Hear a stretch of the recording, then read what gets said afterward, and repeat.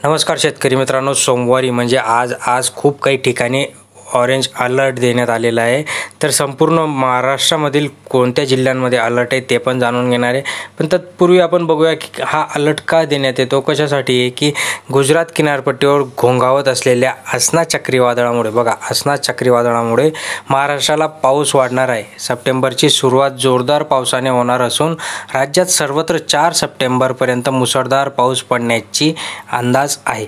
सोमवारी 1 सप्टेंबर रोजी विदर्भातील जो काही महत्त्वाचा पाऊस झाला त्याच्यानंतर आता जो काही गुजरातच्या किनारपट्टीवर असणारा चक्रीवादळे ते मोठ्या प्रमाणात आक्रमक झालं आहे आणि म्हणूनच रेड अलर्ट देण्यात आलेला म्हणजे अति मुसळधार पाऊस कुठं असणार आहे तर चंद्रपूर आहे, नागपूर आहे, यवतमाळ आहे।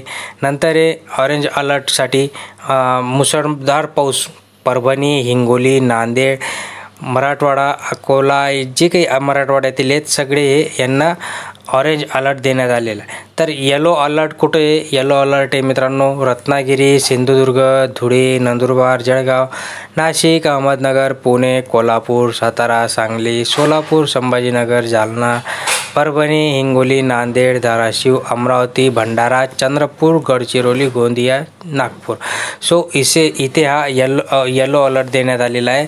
त्यामुळे हे महत्त्वाचं होतं की आज कुठे कुठे किती महत्त्वाचा अतिवृष्टी होऊ शकते, त्यानंतरच हा ऑरेंज अलर्ट देण्यात आलेला आहे आणि मराठवाड्यात आज खूप काही मोठा पाऊस होण्याची शक्यता आहे। धन्यवाद।